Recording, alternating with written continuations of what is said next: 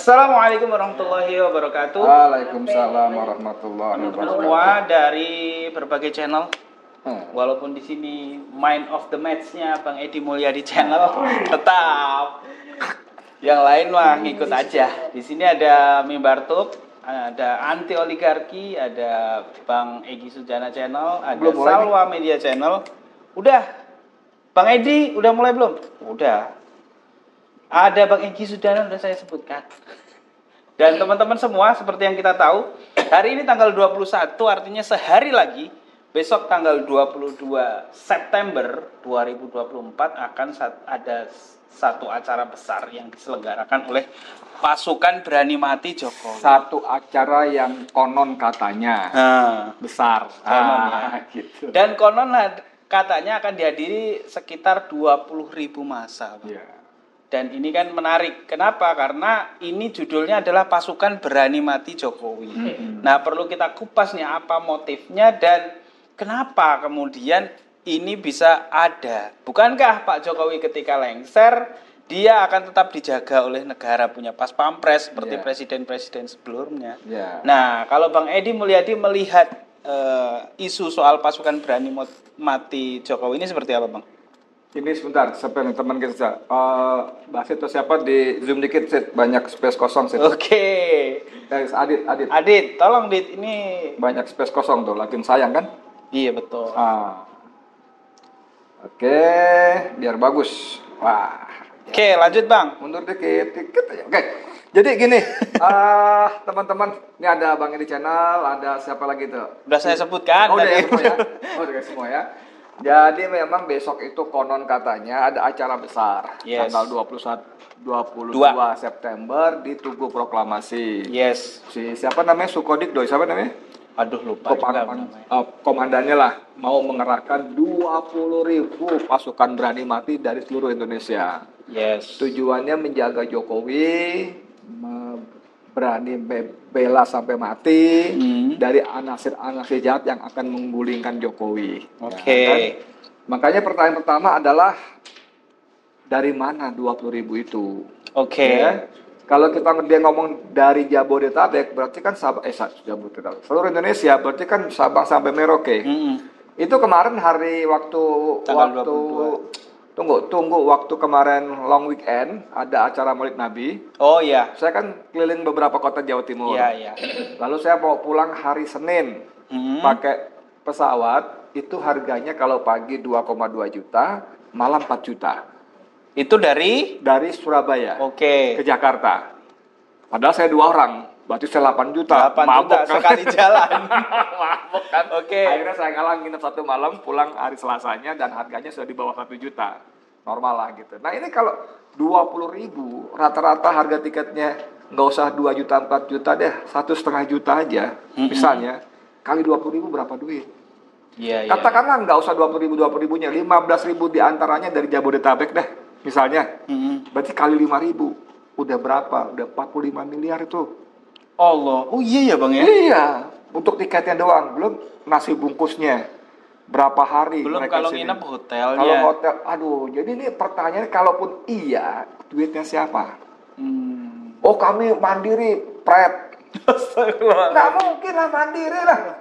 Mohon maaf, kalian kan kelompok yang pertama piknik ke Jakarta gratis, diongkosin, dapat uang saku, dapat makan. Nggak mungkin mandiri nenek lu keriput kan. Jadi itu yang pertama ya. Jadi kalaupun benar, ini uangnya siapa? Karena modus-modus seperti ini Arif bukan sekali. Iya. Dan itu memang seperti kejadian. Betul. Dan itu memang dananya luar biasa. Waktu acara apa nggak usah saya sebut, itu 100 miliar kumpul di GBK. Kumpul di GBK saja. Abdesi bukan. Ada. 100 miliar. Dan itu confirm. Ada yang banyak danai. Ini 20.000 dari seluruh Indonesia. Itu yang pertama. Yang kedua, kalau mereka menyebut diri berani mati, kan kita bisa nanti menyebut diri kalau mereka pasukan berani mati. Nanti orang-orang yang sudah muak, jengkel, marah pada Jokowi tadi kan dipaparkan tuh. Iya. Ustadz Ahmad Wasiduddin bilang ini kalau dosa-dosa Jokowi diberkaskan, difotokopi, diprint, dibuat berkas, ditumpuk sampai ke bulan. saking banyaknya. Jadi begitu banyak rakyat yang marah, kalian yakin mau berhadapan dengan rakyat Indonesia ya? Cuma 20.000 itu. Makanya nanti kalau mereka bikin pasukan berani mati, nanti ada pasukan berani matiin, pasukan berani mati. Ya bisa jadi Ya kan? ada begitu. Kalau saat Alfian Tanjung kan kenceng juga tuh. Iya. Ini pasukan berani mati tapi cari mati. Nah ini, satu. Yang kedua, ketika pada tanggal berapa yang di IKN Joko Widodo mengumpulkan Kapolri, para Kapolda dan para Kapolres tipe 1, tipe A dan B itu, yang hari Rabu kalau nggak salah yang lalu itu kan diduga nih, kita kan nggak tahu mereka ngomongin apa, diduga untuk mempersiapkan pasukan berani mati ini. Oke. Diduga, ya kalau salah istana kasih tahu aja, itu nggak benar, ya. Yang benar kami cuma siap-siap mengamankan Jokowi kabur, misalnya gitu ya. Kita nggak tahu kan, gitu kan. Kita nggak tahu karena kita kan nggak dapat akses informasi. Tapi memang banyak kalau kita baca di Twitter segala macam itu, netizen tuh menduga itu salah satu bagian dari memuluskan pasukan berani mati itu. Makanya para Kapolres diundang, yang konon katanya juga diduga juga untuk memfasilitasi mereka berangkat ke Jakarta. Ini semua cuma dugaan-dugaan. Tapi jangan salahkan rakyat kalau menduga-duga begitu, karena memang kelakuan rezim ini seperti itu selama ini gitu loh. Gitu. Oke, itu yang pertama tadi saya menarik ya soal anggaran, dan yang kedua adalah soal keamanan presiden. Kalau kita bicara soal keamanan presiden, artinya tadi juga sebenarnya sudah disebutkan oleh para tokoh yang kemudian kita sebenarnya ini teman-teman ini setelah acara ya barusan kita ada para tokoh yang hadir di sini, termasuk Pak Amin Rais loh, termasuk bukan Pak Amin abal-abal Rais ya sedang menyelenggarakan acara. Saya bacakan aja ya. Jadi pernyataan bersama advokat ulama, tokoh bangsa dan aktivis nasional 1 bulan jelang lengser seret Jokowi dan dinasti politiknya ke penjara. Ini ada 20.000 pasukan yang siap membela Pak Jokowi atas tuntutan para tokoh ini, Bang Edi Mulyadi. Nah, kalau kemudian seandainya pasukan berani mati Pak Jokowi ini tiba dan beneran dia hadir 20.000. Nah, kira-kira apakah kemudian para tokoh tadi, termasuk Bang Edi Mulyadi yang hadir di sini, akan tetap melakukan tuntutan-tuntutannya, atau wah nanti kalau kemudian ini terus berlanjut nanti akan semakin berbenturan rakyat? Nah, ini pertanyaannya. Ya, gini, soal pasukan berani mati ini kan beberapa hari lalu Habib Rizik Syihab sudah bikin pernyataan. Ya benar. Dia mengimbau pada kita umat Islam, satu, jangan ganggu-ganggu mereka. Kalian nggak usah keluar rumah, jangan ganggu mereka, karena di alam demokrasi semua pihak berhak menyatakan pendapatnya di muka umum. Biarin mereka mau teriak, mau apa kata Habib, biarin. Tapi ada tapinya kan? Kalau mereka bikin ulah, bikin rusuh, bikin huru hara, bakar-bakar di Jakarta, baru kita turun. Makanya Habib bilang jangan kemana-mana, kalian di rumah saja, asah golok yang tajam. Ngeri nggak? Apa itu? Asli loh, nggak pakai hiasan. Hiasan itu. Nggak hiasan, asah golok. Tonton deh tuh, videonya beredar, potongannya beredar tuh. Asah golok yang tajam. Kalau mereka bikin ulah, bikin ribut, bikin bakar-bakar. Kalau mereka pasukan berani mati ke Makarim, mereka tuh pasukan cari mati. Kita beri mati. Kata Habib gitu loh. Ngeri nggak? Nah, sebetulnya dalam konteks ini, saya sebetulnya sebagai warga negara yang membayari semua biaya operasional kepolisian. Boleh dong? Boleh. Kan kita bayar pajak kita kan? Iya. Dari APBN kan pajak kita. Kita punya hak. Punya hak kan? Makanya saya minta kepada Listio Sigit Prabowo, Kapolri, itu betul-betul jaga. Kita maklum lah, mereka nggak mungkin dilarang. Itu hak demokrasi, ya kan? Iya, betul. Tapi betul-betul dijaga agar aksi mereka tertib. Ya dong? Jangan macam-macam, jangan cari gara-gara, jangan memprovokasi. Itu yang pertama. Kedua, jumlah 20.000 itu saya kira bluffing aja. Kalau mereka bisa kumpul 1.000 orang aja top. 1.000 orang top. 20.000 ke 1.000 jauh loh, Bang. Arif kan orang Jakarta. Iya. Ini teman-teman orang Jakarta nih biasa mondar-mandir tunggu proklamasi. Iya. Bagaimana menampung tempat tunggu proklamasi untuk 20.000 orang itu seperti apa? Itu akan meluber sampai depan kantornya Majelis Ulama, sampai ke Metropol gitu kalau 20.000 kan. Jadi bluffing aja. Oke. Nah, bener kata Arif tadi, saya memang pernah di awal-awal bilang udah nggak usah ditanggapin. Kalau kita ngomong begini, nanti kita seolah-olah gedein dia. Betul. Gitu kan ya. Cuman kan karena Habib sendiri sebagai panutan kita sudah kasih perintah arahan, ya mau nggak mau kita sikapi. Kan kita bolak-balik memberitahu komando ulama. Iya. Ulama kita banyak, bukan Habib Rizik aja. Ulama kita banyak, tapi kan yang menjadi simbol pusat perlawanan kan Habib Rizik di tempat taburannya. Kalau bisa begitu ya sudah kita taati, kita ikuti. Itu yang pertama Arif tadi ya. Yang kedua, ini kan mereka menyebut diri berani mati. Iya. Dalam konteks mereka merasa ada ancaman kepada Jokowi. Iya. Nah, yang kita lakukan dengan para tokoh tadi dan kemarin itu bukan mengancam keselamatan Jokowi. Bahwa kita mengancam kekuasaan Jokowi, iya.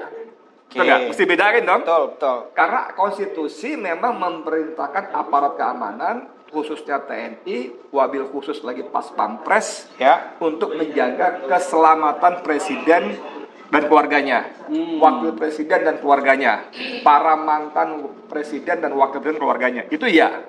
Tapi yang dijaga keselamatannya, bukan kekuasaannya. Nah, itu dibedakan ya. Beda. Kita ini orang waras semua, orang berakal sehat. Gak mungkin dong ada Pak Amin Rais, Jenderal Sunarko. Jadi yang 20.000 jangan salah paham juga. Jangan salah paham. Nah, tapi kita juga bisa menduga sangat kuat bahwa gerakan ini pun minimal satu atas pengetahuan Jokowi. Oh iya. Minimal. Kedua, bukan mustahil atas restu Jokowi. Yang ketiga, bahkan bukan mustahil itu adalah atas perintah Jokowi, inisiasi dan perintah Jokowi. Nah, kalau itu yang terjadi, maka menurut saya Jokowi secara langsung tidak langsung sudah melecehkan pas pampres. Kenapa? Karena pas pampres itu tupoksinya memang berkewajiban menjaga keselamatan presiden dan keluarganya. Iya. Para mantan wakil presiden dan keluarganya. Nah, berarti kan Jokowi sepertinya tidak percaya kemampuan pas pampres dong. Padahal pas pampres kita kan punya kemampuan luar biasa diakui dunia internasional gitu loh. Dan pas pampres itu saya nggak tahu persis, tapi itu kan unit khusus di TNI yang isinya adalah orang-orang pilihan dari 3 matra, dari angkatan laut, udara, darat, orang-orang pilihan semua. Baik mungkin kecerdasannya, keterampilan fisiknya, segala macamnya, bela dirinya kan itu jumlah terbatas dan terpilih. Bayangkan udah dijaga pasukan yang sangat terpilih begitu, Jokowi masih memintakan para begundalnya menjaga. Ini kan melecehkan pas pampres, betul nggak? Arif punya pendapat lain nggak? Ya nggak punya pendapat lain. Udah Bang Edi aja yang ngasih pendapat. Cari aman. Iya. Ya menarik ya teman-teman semua ya. Tadi kalau dari analisisnya Bang Edi Mulyadi, saya pikir sangat masuk akal ya. Yang pertama adalah soal mesti dibedakan mengancam kekuasaan dan mengancam keselamatan. Iya. Gitu. Jangan sampai yang pasukan 20.000 ini sudah semangat dari sono tapi salah paham. Nggak ngerti. Nah, inilah pentingnya kita menyampaikan. Kalau kemudian dia nggak ngerti, kita sampaikan yang benar. Kita kasih ngerti. Karena menurut Bang Edi Mulyadi tadi juga bahwa dosa Pak Jokowi ini menumpuk sampai ke langit. Kata Ahmad Syainuddin. Oh ya, kata Ahmad sampai bulan. Sampai bulan. Itu adalah kesalahan konstitusi dan harus dipertanggungjawabkan gitu. Nah, terakhir nih Bang Edi. Jadi gini, kita masih berputar di menjaga keselamatan dan menjaga kekuasaan. Oke ya, TNI, Polri itu menjaga keselamatan, bukan menjaga kekuasaan ya. Jadi ketika presiden siapapun dia, kali ini Jokowi melakukan penyimpangan, terutama konstitusi, maka seharusnya terutama TNI mengambil alih. Bukan mengambil alih dalam arti kudeta, bukan. Minimal mengingatkan. Ingat nggak ketika Pangdam Siliwangi, Kunto siapa namanya? Oh, yang gara-gara menulis di koran, di Kompas, bahwa waktu itu menjelang Pilpres kan, kalau keterlaluan maka TNI akan bergerak satu langkah. Itu membuat dia di grounded, copot sebagai Pangdam. Padahal dia sudah melaksanakan tugas sebagai seharusnya sebagai Sabta Marga, 8 perintah TNI segala macam. Tadi Pak Amin Rais menyebutkan beberapa unsur-unsur. Nah ini kan sebetulnya kalau ngomong tadi bahwa kesalahan itu sudah begitu banyak, harusnya yang pertama bergerak adalah DPR. Karena pasal 7A konstitusi kita menyebutkan bahwa presiden dan wakil presiden bisa diberhentikan tengah jalan apabila ya kan melanggar konstitusi, mengkhianati negara, melakukan pidana berat, terus melakukan tindakan tercela, perbuatan tercela. Itu kan kumpul semua. Iya. Tapi kita tahu bahwa DPR Korea ini kan gitu kan terserah ketua umum. Iya. Ketua umum udah diamankan semua. Nah, jadi harusnya TNI ambil. Nah, tapi sebagai sebuah negara demokrasi yang kita punya konstitusi, semua rakyat itu punya hak konstitusi untuk mengingatkan kekuasaan. Bahkan kalau saya ingat ketika siapa kalau nggak salah, udah lama sekali, Profesor Irman Putrasidin itu mengatakan 1 detik setelah presiden diangkat sumpah, maka detik berikutnya rakyat boleh menggulingkan dia, boleh memazulkan dia kalau melanggar konstitusi, sampai seperti itunya. Dan ini ingat nggak? Wah, sampai ikut nggak? Waktu koalisi aksi menyelamatkan Indonesia Jawa Barat dideklarasikan, itu kita itu cari tempat dibatalin, cari tempat last minute dibatalin. Ada beberapa tempat akhirnya tempat geser ke halaman rumahnya Jumur Hidayat. Waktu itu ketua panitia sono namanya Sugeng Waras. Marah dia diganggu-ganggu marah dia. Tapi kita akhirnya di situ. Nah, ketika pidato salah satu presidium kami, Jenderal Gatot Nurmantio, itu dia mengatakan begini. Tentara itu boleh membunuh komandannya. Asik loh kalimatnya loh. Asik. Tentara boleh membunuh komandannya. Memang tentara dibilang tentara harus patuh komandan, komando, garis komando, harus patuh ya. Tidak boleh membantah. Tapi bahkan tentara, anak buah itu boleh membunuh komandannya ketika komandannya melanggar konstitusi. Gitu loh. Nah, kan orang kadung berpendapat presiden itu panglima tertinggi, komandan tertinggi tentara.